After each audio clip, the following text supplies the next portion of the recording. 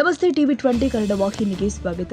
ಚಂದ್ರಶೇಖರ ಆಜಾದ್ ಅವರನ್ನ ಕೊಂದಿದ್ದು ನಮ್ಮ ಹಿಂದೂಗಳೇ, ಸಂಬಳಕ್ಕಾಗಿ ಪುಕ್ಕಲು ಹಿಂದೂಗಳೇ ಆಜಾದ್ ಅವರನ್ನ ಕೊಂದಿದ್ದು ಅಂತ ಮಾಜಿ ಸಂಸದ ಪ್ರತಾಪ್ ಸಿಂಹ ಹೇಳಿದ್ದಾರೆ. ಹುಬ್ಬಳ್ಳಿಯಲ್ಲಿ ಮಾತನಾಡಿದರು. ಬ್ರಿಟಿಷರು ಭಾರತವನ್ನ ಬಿಟ್ಟು ಹೋಗಬೇಕಾದ ಸಂದರ್ಭದಲ್ಲಿ ಭಾರತೀಯರ ಜನಸಂಖ್ಯೆ 32 ಕೋಟಿ ಇತ್ತು. ಆದರೆ 66,000 ಜನಸಂಖ್ಯೆ ಇದ್ದ ಬ್ರಿಟಿಷರು 32 ಕೋಟಿ ಭಾರತೀಯರನ್ನ ಆಳಿದ್ಲು ಅಂತ ಹೇಳಿದ್ದಾರೆ.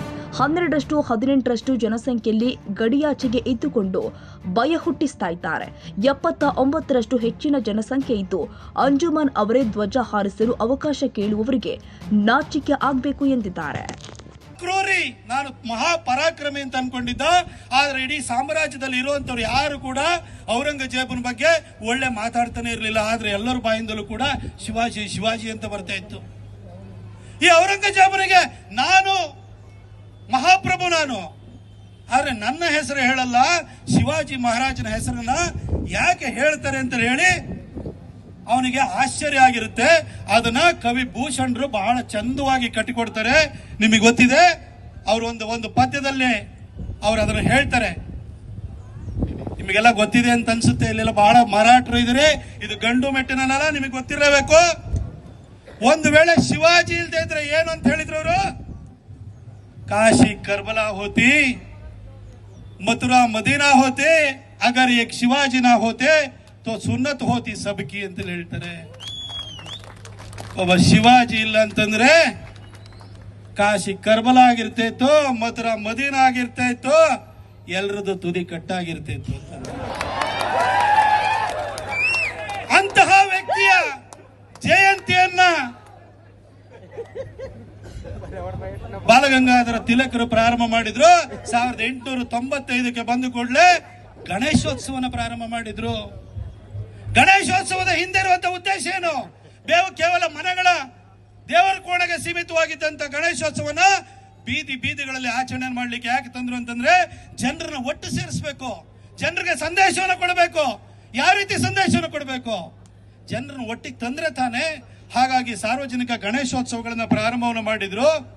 ಬಂಧುಗಳೇ, ಆ ಗಣೇಶೋತ್ಸವ ಅಂದ್ರೆ ನಮ್ಮಲ್ಲಿ ಏನ್ ನಡೆಯುತ್ತೆ? ಇವಾಗ್ಲೂ ಕೂಡ ಭಜನೆಗಳು ನಡೆಯುತ್ತೆ, ಪ್ರಹಸನಗಳು ನಡೆಯುತ್ತೆ, ನಾಟಕಗಳು ನಡೆಯುತ್ತದೆ.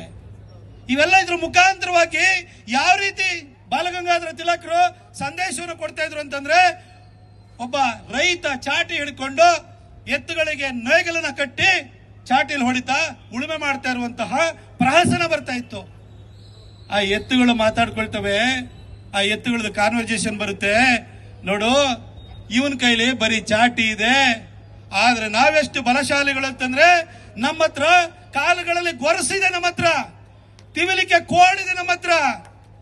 ಆದ್ರೂ ಇವನ ಹತ್ರ ಬರೀ ಒಂದ್ ಚಾಟಿ ಇಟ್ಕೊಂಡಿರೋನ್ ಕೈಲಿ ನಾವು ಹೊಡ್ಸ್ಕೊಳ್ತಾ ಇದೀವಲ್ಲ ಅಂತ ಹೇಳಿ ಆ ಎತ್ತುಗಳು ಮಾತಾಡ್ತವೆ. ಅದನ್ನ ಆ ಪ್ರಹಸನದ ಮುಖಾಂತರ ಎದುರುಗಡೆ ಇರೋ ಕೂತಿರೋರಿಗೆ ನಿಮಗೆ ಹೇಳ್ತಾರೆ, ನಿಮಗೆ ಇಷ್ಟೊಂದು ಶಕ್ತಿಯನ್ನ ದೇವರು ಕೊಟ್ಟಿದ್ದಾನೆ, ಆ ಬ್ರಿಟಿಷರ ವಿರುದ್ಧ ಹೋರಾಟ ಮಾಡ್ಲಿಕ್ಕೆ ಆಗದಲ್ಲ ಅಂಜಿಕೊಂಡು ಹೆದರ್ಕೊಂಡು ಕೂತಿದಿರಲ್ಲ, ಹೊರಗಡೆ ಬಂದು ಹೋರಾಟವನ್ನು ಮಾಡಿ ಅಂತ ಹೇಳಿ ಈ ಗಣೇಶೋತ್ಸವದ ಮುಖಾಂತರವಾಗಿ ಅವರ ಸಂದೇಶವನ್ನು ಕೊಡ್ತಾರೆ. ಬಂಧುಗಳೇ, ನಾನು ಇದಕ್ಕೆ ಇನ್ನೂ ಒಂದು ಉದಾಹರಣೆ ಹೇಳಬೇಕು ಅಂತಂದ್ರೆ, ಬ್ರಿಟಿಷರು ಭಾರತವನ್ನು ಬಿಡಬೇಕಾದ್ರೆ 32 ಕೋಟಿ ಭಾರತೀಯರಿದ್ರು ನಾವು. ಆದ್ರೆ ಬ್ರಿಟಿಷರ ಸಂಖ್ಯೆ ಎಷ್ಟಿತ್ತು ಹೇಳಿ ಗೊತ್ತಾ? ಬ್ರಿಟಿಷ್ ಸೈನಿಕರ ಸಂಖ್ಯೆ ಕೇವಲ ಇದ್ದಿದ್ದು 66,000ದಿಂದ 80,000. ಬ್ರಿಟಿಷರ ಕೆಳಗಡೆ ಸಂಬಳಕ್ಕೋಸ್ಕರ ದುಡಿತಾ ಇದ್ದಂತಹ ಭಾರತೀಯ ಸೈನಿಕರ ಸಂಖ್ಯೆ ಎಷ್ಟಿತ್ತು ಅಂದ್ರೆ, ಪೊಲೀಸ್ ಇಲಾಖೆಯಿಂದ ಹಿಡಿದು ಪ್ರತಿಯೊಬ್ಬರ ಸಂಖ್ಯೆ ಎಷ್ಟಿತ್ತು ಅಂದ್ರೆ 25 ಲಕ್ಷ ಇತ್ತು. 66,000 ಬ್ರಿಟಿಷರು 32 ಕೋಟಿ ಜನಸಂಖ್ಯೆ ಇರುವಂತಹ ಭಾರತವನ್ನ ನಮ್ಮದೇ ಜನಕ್ಕೆ ನಮ್ಮದೇ ಆದಾಯವನ್ನ ನಮ್ಮದೇ ಸಂಪನ್ಮೂಲವನ್ನು ಲೂಟಿ ಮಾಡಿ ಸಂಬಳ ಕೊಟ್ಟು ನಮ್ಮ ವಿರುದ್ಧನೇ ಹೋರಾಟಕ್ಕೆ ಇಟ್ಟಿದ್ರು. ಬಂಧುಗಳೇ, ಇವತ್ತು ಗಣೇಶೋತ್ಸವದ ಬಗ್ಗೆ ನಾವು ತುಂಬಾ ಅದ್ರ ಬಗ್ಗೆ ಇನ್ನೂ ಜಾಗೃತರಾಗಬೇಕು. ಇವತ್ತಿನ ಹೋರಾಟ ಬೇರೆ ಇದೆ, ನೀವು ಯೋಚನೆಯನ್ನ ಮಾಡಿ. 66,000 ಜನ 32 ಕೋಟಿ ಜನನ ಆಳ್ವಿಕೆ ನಡೆಸಿದ್ರಲ್ಲ, ಚಂದ್ರಶೇಖರ್ ಆಜಾದ್ ಅವ್ರನ್ನ ಗುಂಡಿಕ್ಕಿದ್ ಯಾರು? ಯಾವ ಬ್ರಿಟಿಷ್ ಅಧಿಕಾರಿ ಗುಂಡಿಕ್ಲಿಲ್ಲ. ನಿಮ್ಮ ತರನೇ ಯಾವ್ದ ಹಿಂದೂ, ನಿಮ್ಮ ತರನೇ ಯಾರೋ ಸರ್ದಾರ್ಜಿ, ಅವನೇ ಗುಂಡು ಹಾಕಿದ್ದು. ನಮ್ಮ ಹಿಂದೂ, ನಮ್ಮ ಭಾರತೀಯರ ಗುಂಡು ಹಾಕಿದ್ದು. ಸಂಬಳಕ್ಕೋಸ್ಕರ ಬ್ರಿಟಿಷರ ಕೆಳಗಡೆ ದುಡಿತಾ ಇದ್ರು. ಜನರಲ್ ಡಯಾರು ಜಲಿಯನ್ ವಾಲಾಬಾಗ್ ಹತ್ಯಾಕಾಂಡಕ್ಕೆ ಆದೇಶ ಕೊಟ್ಟ ಅಂತ ಹೇಳಿ ನಾವು ಬಹಳ ಸಿಟ್ಟಿನಿಂದ ನೋಡ್ತೀವಿ. ಅವನ ಆದೇಶ ಕೊಟ್ಟ ಗುಂಡು ಹೊಡೆದವನು ನೀವು ನಾವೇ ಹೊಡೆದಿದ್ದು. ಈ ಹಿಂದೂಗಳೇ ಹಿಂದೂಗಳೇ ಹೊಡೆದಿದ್ದು, ಈ ಭಾರತೀಯರೇ ಹೊಡೆದಿದ್ದು. ಗಣೇಶ ಅನ್ನೋದನ್ನ ನೀವು ಅವನ ಜ್ಞಾನದ ಪ್ರತೀಕ ಅಂದ್ರಲ್ಲ, ಈ ಜ್ಞಾನವನ್ನು ಇವತ್ತು ನಾವು ತಿಳ್ಕೊಳ್ಬೇಕು. ಅದಕ್ಕೋಸ್ಕರವಾಗಿ ನಾನು ಮಾಮೂಲಿ ತರ ಭಾಷಣ ಮಾಡಲಿಕ್ಕೆ ನಾನು ಬಂದಿಲ್ಲ. ಸ್ವಲ್ಪ ನಿಮಗೆ ಕಿವಿ ಮಾತನ್ನು ಹೇಳಲಿಕ್ಕೆ ಬಂದಿದ್ದೀನಿ ಬಂಧುಗಳೇ. ಯಾಕೆ ಈ ಮಾತನ್ನು ಹೇಳ್ತಾ ಇದ್ದೀನಿ ಅಂತಂದ್ರೆ, ಭಾರತೀಯರನ್ನ ಇಟ್ಕೊಂಡು ಭಾರತೀಯರನ್ನೇ ಆಳ್ವಿಕೆ ಮಾಡಿ ಭಾರತದ ಸಂಪನ್ಮೂಲದಲ್ಲೇ ಸಂಬಳ ಕೊಟ್ಟು ನಮ್ಮನ್ನು ಆಳ್ವಿಕೆ ಮಾಡಿದ್ರಲ್ಲ, ಅವತ್ತು 66,000 ಬ್ರಿಟಿಷ್ ಸೈನಿಕರಿಗೆ 32 ಕೋಟಿ ಭಾರತೀಯರು ದಾಸರಾಗಿದ್ರಲ್ಲ. ಇವತ್ತು ಭಾರತದೊಳಗಡೆ ಇಟ್ಕೊಂಡು ನಿಷ್ಠೆಯನ್ನು ಇನ್ನೆಲ್ಲೋ ಗಡಿಯಾಚೆಗೆ ಇಟ್ಕೊಂಡಿರುವವರ ಪರ್ಸೆಂಟೇಜ್ ಎಷ್ಟಿದೆ? 12% ಇದೆಯಾ? 18% ಇದೆಯಾ?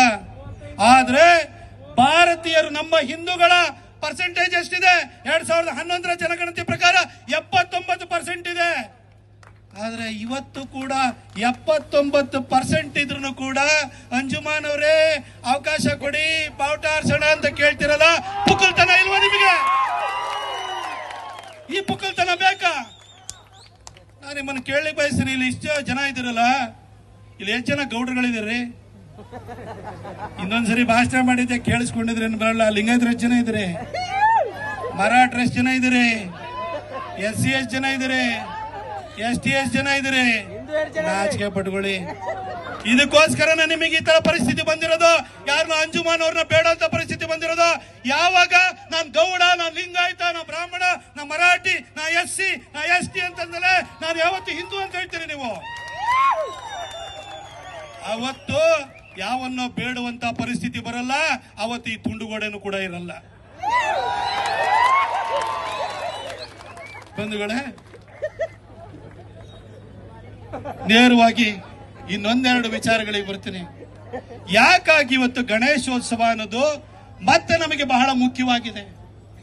ಯಾಕಾಗಿ ಗಣೇಶೋತ್ಸವದ ಸಂದರ್ಭದಲ್ಲಿ ನಾವು ಆಗ ಹಿಂದೆ ಸ್ವಾತಂತ್ರ್ಯಕ್ಕೆ ಪ್ರೇರಣೆ ಪಡ್ಕೊಂಡಿದ್ದಂತ ಗಣೇಶೋತ್ಸವದಲ್ಲಿ ಈ ದೇಶವನ್ನು ಕಾಪಾಡಿಕೊಳ್ಳೋ ವಿಷಯದಲ್ಲೂ ನಾವು ಯಾಕೆ ಜಾಗೃತ ಆಗಬೇಕಾಗಿದೆ ಅಂತಂದ್ರೆ, 2023 ಚುನಾವಣೆ ಸಂದರ್ಭದಲ್ಲಿ ನಾನು ಭಾಷಣಕ್ಕೆ ಹೋಗ್ತಾ ಹೇಳಿದೆ, ಈ ಸಾರಿ ಏನಾದ್ರೂ ಯಾಮಾರಿ ನೀವೇನಾದ್ರೂ ಕಾಂಗ್ರೆಸ್ಗೆ ವೋಟ್ ಹಾಕಿದ್ರೆ ಸ್ಥಾಪನೆ ಆಗೋದು ಕನ್ನಡಿಗರ ಸರ್ಕಾರ ಅಲ್ಲ, ತಾಲಿಬಾನಿ ಸರ್ಕಾರ ಬರುತ್ತೆ ಅಂತ ಹೇಳಿದ್ದೆ. ನಿಮ್ಗೇನಾದ್ರೂ ಡೌಟ್ ಇದೆಯಾ? ಇದೇ ಹುಬ್ಬಳ್ಳಿನಲ್ಲಿ ಪೊಲೀಸ್ ಜೀಪ್ ನ ಜಖಂ ಮಾಡಿ ಪೊಲೀಸರ ಮೇಲೆ ದಾಳಿ ಮಾಡಿದಂತವ್ರ ಮೇಲೆ UAPA case, unlawful activities prevention act ಕೆಳಗಡೆ ಅವ್ರ ಮೇಲೆ ಕೇಸ್ ದಾಖಲಿಸಿದ್ರು ನಮ್ಮ ಪೊಲೀಸರು. ಅದನ್ನು ವಾಪಸ್ ತೆಗೆದ್ರ ಇಲ್ವಾ ಸಿದ್ದರಾಮಣ್ಣ? ಬೆಂಗಳೂರಿನಲ್ಲಿ ಅಖಂಡ ಶ್ರೀನಿವಾಸ ಮೂರ್ತಿ ಅವರು ನಮ್ಮ ದಲಿತ ಸಮಾಜಕ್ಕೆ